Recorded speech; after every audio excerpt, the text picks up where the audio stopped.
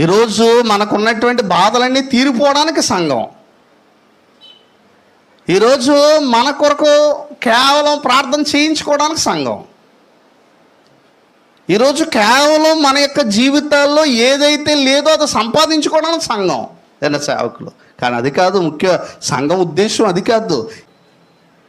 నిజంగా అసలైన జీవితం ఈ భూమి మీద ఉన్నది అనేటువంటి భ్రమలో, ఆలోచనలో, లేదంటే ఈ భూమి మీదే అసలైన జీవితం ఉంది, ఈ 70 సంవత్సరాలు ఎలాగోలా గెటాన్ అయిపోవచ్చు అని అనుకోవడం అత్యంత ప్రమాదకరం. ఎందుకనంటే ఈ భూమి మీద అసలైన జీవితం కాదు, కానీ పరలోక సంబంధమైనటువంటి దేశానికి వెళ్ళడానికి ఈ భూమి మీద మనము సంఘము ద్వారా సిద్ధపడేటువంటి వ్యవస్థను దేవుడు ఏర్పాటు చేశాడు.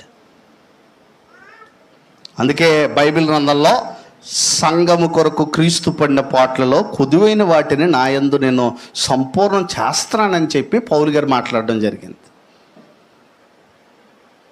ఈరోజు పరలోకానికి సిద్ధపరిచేటువంటి విధంగా సంఘాలు ఉన్నాయా? ప్రజలకు కావాల్సిందల్లా ఏంటంటే తాత్కాలికంగా రోగం తగ్గిపోవడం, అందుకు సంఘం. తాత్కాలికంగా పెళ్ళి అయిపోవాలి, అందుకు సంఘం. తాత్కాలికంగా బిడ్డలు కావాలి, అందుకు సంఘం. తాత్కాలికంగా ఇంకోటేదో జరగాలి, అందుకు సంఘం. పరలోకానికి నేను సిద్ధపడడానికి నా సంఘం ఉపయోగపడుతుందా అనేటువంటి క్వశ్చన్ వేసుకోవాలి. ఇక్కడే అబద్ధ బోధకులకి సత్య బోధలకి డిఫరెన్స్ కనపడుతూ ఉంటుంది. ఈరోజు మనకున్నటువంటి బాధలన్నీ తీరిపోవడానికి సంఘం.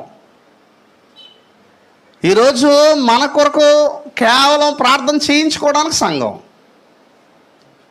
ఈరోజు కేవలం మన యొక్క జీవితాల్లో ఏదైతే లేదో అది సంపాదించుకోవడానికి సంఘం ఏదైనా సేవకులు. కానీ అది కాదు ముఖ్య సంఘం ఉద్దేశం, అది కాదు.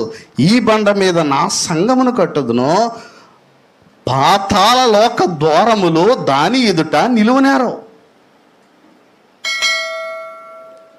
ముఖ్యమైనటువంటి ఉద్దేశం ఏంటంటే క్రీస్తు ప్రభు ఆ సంఘం, క్రీస్తు కూడా సంఘమును ప్రేమించి అనేటువంటి మాట ప్రేమించాడు. ఏం చేశాడంటే మనందరం కూడా పరలోకానికి వెళ్ళుటకు తగినటువంటి రూపకల్పన నిజంగా వాక్యాన్ని ఎక్కడ ఇచ్చాడు? సంఘంలో ఇచ్చాడు. ఇప్పుడు సంఘము యొక్క ముఖ్య ఉద్దేశం ఏంటంటే ప్రజలను దేవుని కొరకు సిద్ధపరిచేటువంటిది. బ్రతుకుడు క్రీస్తే, చావు అయితే లాభం అని ప్రజలను తయారు చేసేదే సంఘం. బ్రతికితే క్రీస్తు కోసం బ్రతుకుతాము, ఒకవేళ చావు అయితే లాభము అనేటువంటి నిరీక్షణ మరి ఏదన్నా ఇవ్వగలదా ఈ లోకంలో?